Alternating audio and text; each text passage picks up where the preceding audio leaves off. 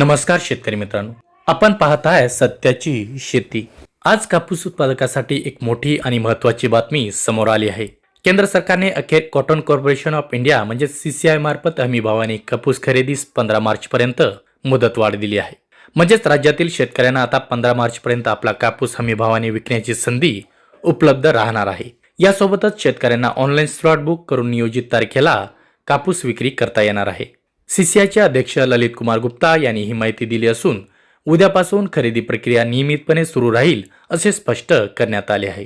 गेल्या 2 ते 3 आठवड्यापासून बाजारात चर्चा होती की 27 फेब्रुवारी नंतर CCI खरेदी बंद करणार आहे.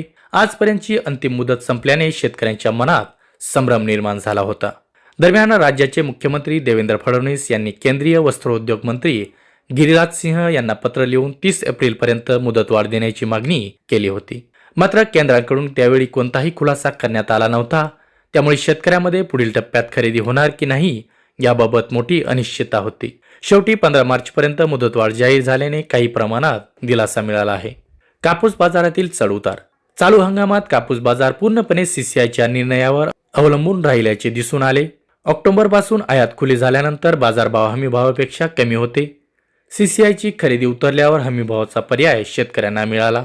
31 डिसेंबरपासून आयात शुल्क लागू झाल्यानंतर बाजारात तेजी आली आणि भाव 8,000 रुपयापर्यंत गेले. जानेवारीच्या दुसऱ्या आठवड्यापर्यंत सकारात्मक वातावरण होते. मात्र 15 जानेवारीला CCIने जाहीर केले की 19 जानेवारीपासून ते खरेदी केलेला कापूस विक्रीस काढणार आहेत आणि याच निर्णयाने बाजारातील तेजी थांबली. CCIने विक्री दर हमीभावाच्या अपेक्षित सरासरीपेक्षा कमी जाहीर केले. त्यानंतर 2 टप्प्यात विक्री दर कमी करण्यात आले. याचा थेट परिणाम बाजारभावावर झाला. सध्या कापसाचा बाजारभाव 7,200 ते 7,700 रुपयांच्या दरम्यान असून तो हमीभावापेक्षाही कमी आहे. खरेदीचा आढावा.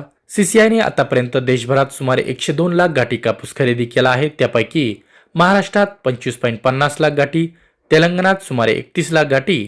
15 दिवसाच्या मुदतवाढीस महाराष्ट्रात खरेदी 28 ते 30 लाख गाठीपर्यंत जाऊ शकते असा अंदाज व्यक्त केला जातो आहे. तर पुढे काय होईल? प्रश्न असा आहे की 15 दिवसाची मुदत पुरेशी ठरणार का? स्लॉट बुकिंग वेळेत होईल का? सर्व शेतकऱ्यांचा कापूस या कालावधीत विकला जाईल का? ही मुदत अल्प असल्याचे अनेक शेतकरी सांगत आहेत. किमान 1.5 ते 2 महिन्यांची मुदतवाढ अपेक्षित होती. तरीही सध्याच्या बाजार स्थितीत हमी भावाने विक्री करणेच सुरक्षित पर्याय ठरू शकते असे अनेक अभ्यासकांचे मत आहे. कारण सध्या सरकारचे धोरण आणि आयात सवलतीमुळे बाजारभावावर दबाव दिसून येतो आहे.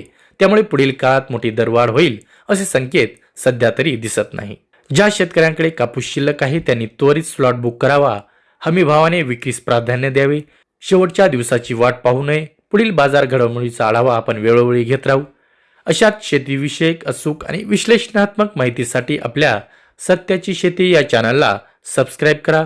व्हिडिओला लाईक करा आणि जास्तीत जास्त शेतकऱ्यापर्यंत शेअर करा. धन्यवाद.